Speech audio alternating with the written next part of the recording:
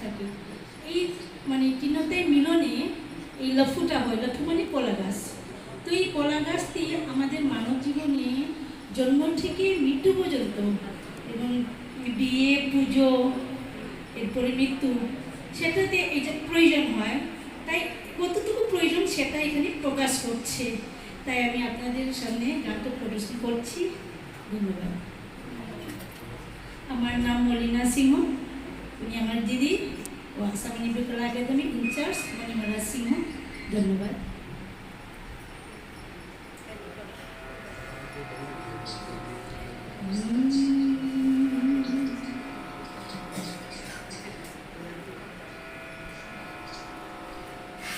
Hey,